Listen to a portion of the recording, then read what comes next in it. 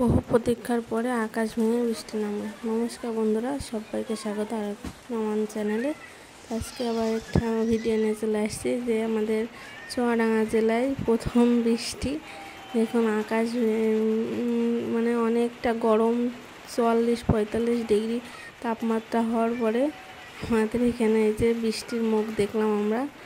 দেখুন বৃষ্টি আস্তে আস্তে হচ্ছে, আর সাথে আমাদের এই যে চালের কাজ চলছে। কাকাদের বলছি যে উঠে আসুন উঠে আসুন, কাকারা উঠে আসছে না।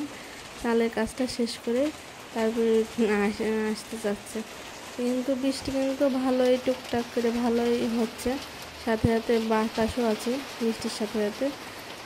এই দৃশ্যটা দেখার জন্য সবাই মুখিয়েছিল, কারণ এত পরিমাণে তাপমাত্রা আর সহ্য করা যাচ্ছিল না। আর গ্রামের দৃশ্য বলতেই দেখুন, যাদের গরু বাছুর আছে তাদের বৃষ্টির আগে আগে ঘাস কাটা ধুম পড়ে গেছে, যে বারান্দায় ফাঁকা জায়গায় ধান বা ঘাসটা কাটার জন্য নিয়ে আসছে। আর এদিকে মনের আনন্দ, খুবই আনন্দ লাগছিল যাতে বৃষ্টি হওয়াতে। এই যে কাকি আবার বাইরে যাচ্ছে, আমি আবার জুম করে যেন কী যেন বলছিলাম কাকির সাথে, যে কাকি হচ্ছে মানে ঘাস টাস নিয়ে আসবে, গরু বাছুর উঠানো ধুম পড়ে যায়। গ্রামের মানুষের যা কাজ সবই বাইরে থাকে। এই যেদিকে আমি আবার রান্নাঘরে দিক থেকে এসে দেখছিলাম প্রচুর পরিমাণে বাতাস হচ্ছে, মানে মাঝে মাঝে এত বাতাস দিচ্ছে ঝড়ের মতন মনে হচ্ছিল। এই যে এখন আস্তে আস্তে বৃষ্টিটা হচ্ছে, এরপরে আছে আস্তে আস্তে বৃষ্টির পরিমাণটা বেড়ে গেল। আমাদের উঠানটা মানে চারিদিকে ঘর দৌড় হওয়াতে সবার উঠানই হচ্ছে উঁচু উঁচু, মাটি ফেলে উঁচু হয়ে গেছে, আর আমাদেরটা নিচু হয়ে গেছে। এই জন্য আমাদেরটাই জল জমে, কিন্তু জল জমার পরে আবার হয়ে যায়, কিন্তু প্রচুর বৃষ্টি হলে প্রচুর পরিমাণে জল জমে উঠোনটাই। তা এখন আমি সেই উঠানের দিকে করে তাকাই রয়েছি, দেখো বিভিন্ন জায়গায় এখনও শুকনো শুকনো আছে, যে বৃষ্টিটা জোরে এখনও শুরু হয়নি, অল্প অল্প হচ্ছে। বৃষ্টি হওয়ার সাথে সাথে দেখুন আস্তে আস্তে কিন্তু ছোট ছোট শিলও পড়ছে, দেখতে পাচ্ছেন কি না জানি না। দেখুন আমি একটু জুম করে দেখাচ্ছি যে কতগুলো শিল পড়েছে। ওই দেখুন টিটো করে সব দিকে শিল পড়ছে। হ্যাঁ, শিলাবৃষ্টিটা হলে মানুষের ক্ষতি হবে, যাদের ধান পান এখনও ওঠেনি।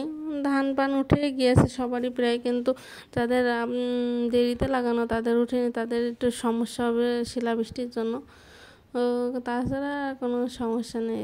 ছোট ছোট শিল পড়ছে, শিল পড়াগুলো দেখতে অনেক ভালো লাগে। আমরা আগে যখন ছোট ছিলাম তখন ওই শিলাবৃষ্টির সময় লেবে শিল ধরে ধরে নিয়ে আসতাম, দেখাতাম। তখন তো আসলে আমাদের ফ্রিজ ট্রিজ কি আমরা তো বুঝতামই না, ফ্রিজ আদৌ ছিল না আমাদের। তা এখনও ভালো লাগে শিলাবৃষ্টিতে, কিন্তু বেশি বড় বড় শিল পড়লে আবার ক্ষতি। এই দেখুন আমি একটা ধরে আপনাদের দেখাচ্ছি হাতে করে নিয়ে। এই শিলাবৃষ্টির সময়টা প্রচুর পরিমাণে ঠান্ডাও লাগে, মানে শিল পড়ে তো, আর বা বৃষ্টি হলে তো এমনিতেই ঠান্ডা। এই যে আস্তে আস্তে বৃষ্টি হচ্ছে, আর আমাদের এই যে চালের কাজটা থামিয়ে কাকারা উঠে পড়েছে। আর দেখুন বৃষ্টির ছোঁয়ায় তুলসী গাছটাও কত সুন্দর চকচক করছে। কি যে ভালো লাগছে যে এই 45 ডিগ্রি পর্যন্ত তাপমাত্রা আমাদের এখানে চুয়াডাঙ্গায় সর্বোচ্চ তাপমাত্রা। এই জন্য প্রচুর পরিমাণে তাপ হয় ওঠে। শীতের সময় শীত বেশি হয়, আবার গরমের সময় গরমটাও বেশি হয়। যে এদিকে হ্যাঁ মা আর আমার মেয়ে বসে বসে রয়েছে, আঙুর ফল খাচ্ছে বৃষ্টির মধ্যে। আমার মেয়ে তো বৃষ্টি থেকে লাভবেই, আমি কত করে চেষ্টা করে থামিয়ে বসিয়ে রেখেছি, যে তারটা হাতে দিয়ে। দেখুন প্রচুর পরিমাণে বৃষ্টি হচ্ছে এখন, আবার এখন আরও জোরে বৃষ্টি। দেখুন বৃষ্টি টোনে ছাড় দিছিল, সবাই সবার কাজে লেগে গেছিল। আর এই দেখুন আমাদের উঠোনের সামনে পাগল, এর মধ্যে লাভবে কি দেখবেন না, হাঁটু পর্যন্ত জল। আর ওইদিকে রান্নার ব্যবস্থা চলছে।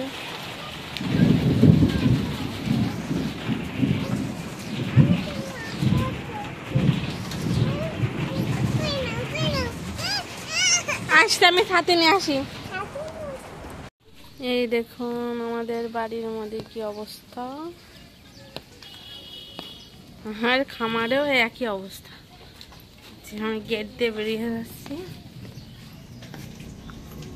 প্রচুর পরিমাণে বৃষ্টি হয়েছে। দেখুন একদম জলে জলে ভরে গেছে।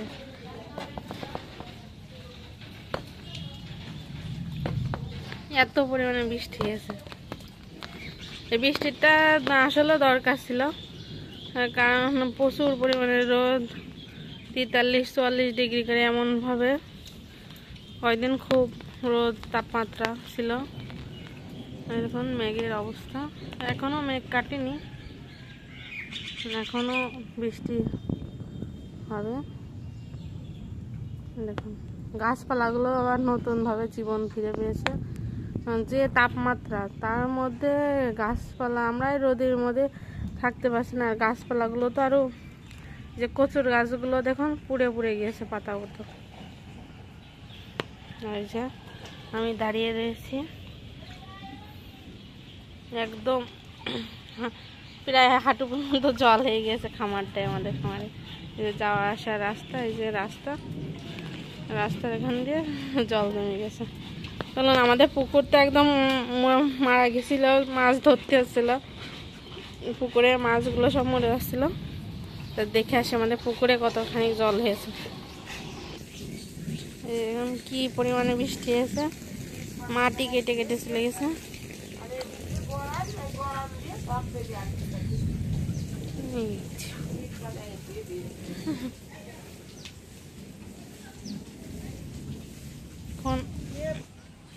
দেখুন গাছপালাগুলো আবার নতুন ভাবে মনে হচ্ছে জল জল করে উঠেছে।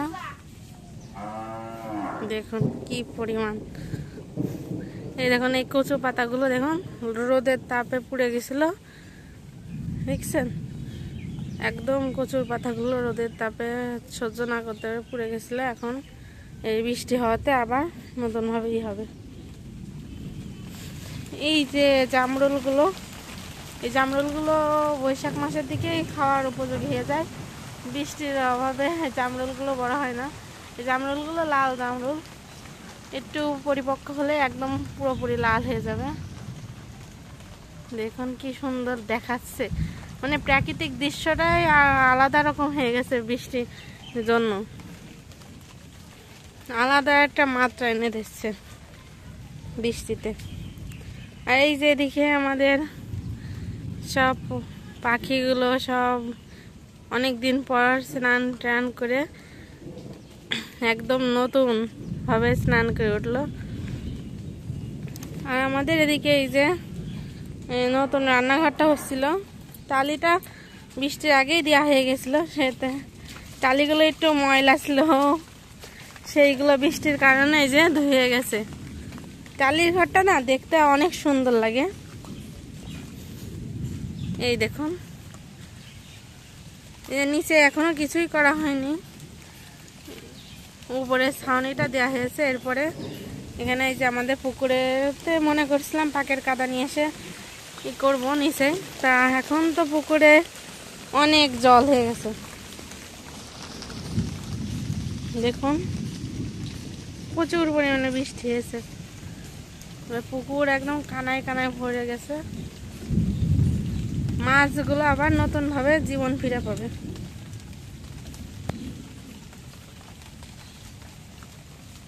যে আমরা কয়েকদিন আগেও মাছ ধরলাম, বা কালকেও মাছ ধরলাম, ওই দেখুন আবার মাছ, একটু জুম করে দেখাই আপনাকে।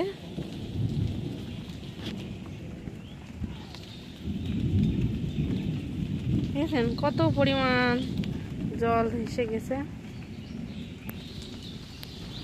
খুব সুন্দর লাগছে চারপাশটা, আমার কাছে দারুণ লাগছে, মানে এত সুন্দর লাগছে তার বলার কথা না। চারপাশটা আবার সবুজে ভরে উঠেছে। আর আমার এই যে রান্নাঘর, টালির রান্নাঘরটা তো আরো সুন্দর লাগছে, দেখছেন কত সুন্দর লাগছে। এখানে আরো পরিষ্কার করতে হবে। আর ওই যে আমাদের রান্নাঘরের অপোজিট সাইডে মাঠ, মাঠে এখন ভুট্টা সব কেটে ফেলেছে, মাঠ এখন দেখানো সবুজটা নাই, সবুজটা থাকলে আরো সুন্দর লাগতো। আর আমি এই যে চারিদিকে ঘুরে ঘুরে বেড়াচ্ছি। একটা ছাতা নিয়ে আসছিলাম কিন্তু ছাতাটা কাজে লাগছে না, কারণ বৃষ্টি তো নাই। এখন শুধু এই গাছের পাতা আপনার বাতাসে জল ফেলছে, তাছাড়া বৃষ্টি নাই, মেঘ গুড় করছে। দেখুন কতটা সুন্দর গ্রামের পরিবেশ। আসলে যারা আমরা গ্রামে বসবাস করি সত্যি সৌভাগ্য আমাদের এমন পরিবেশে আমরা থাকতে পেরে। এত সুন্দর দৃশ্য আপনি কোথাও পাবেন না, মানে মন প্রাণ ভরে যাবে। আর গ্রামের বাড়িতে তো আলাদা একটা মাধুর্যতা রয়েছেই। আর তারপরে যদি হয় তা আমার বাবার বাড়িটা অনেক সুন্দর লাগে আমার, নিজের বাড়ি বলে একটা কথা। এখন আরও আমাদের বাবার বাড়ি আগে অনেক গাছপালা ছিল, আম কাঁঠালে ভর্তি ছিল, তা সেই সব দিন তো চলে গেছে। যার যার নিজের বাড়িঘর তৈরি করাতে আম গাছগুলো কেটে ফেলা হয়েছে, কেটে ফেলে এখন আম গাছ নেই বললেই চলে। আর আমাদের যে খামার দেখালাম, আমার খামারেও প্রচুর পরিমাণে নারকেল গাছ ছিল, সেইটাও নেই। এখন অনেক গাছপালাই কেটে ফেলা হয়েছে, আবার লাগানো হয়েছে। দেখুন শুধু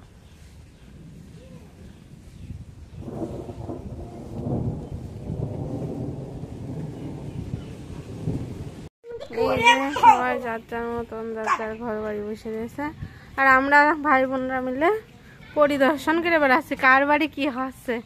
এই যে আমার কাকি একটু খাতে বসে আছে বৃষ্টি থামা দেখে। আয় পুকুরে, আয় পুকুর দেখে আসি। পুকুরি কত জল, মাছগুলো বেশি যাবে না।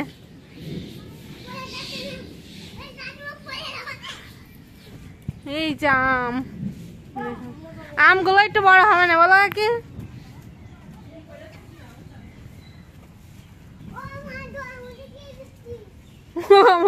বলে ও মা জলের মধ্যে কি বৃষ্টি নাকি মিথ্যাটা কি বলে।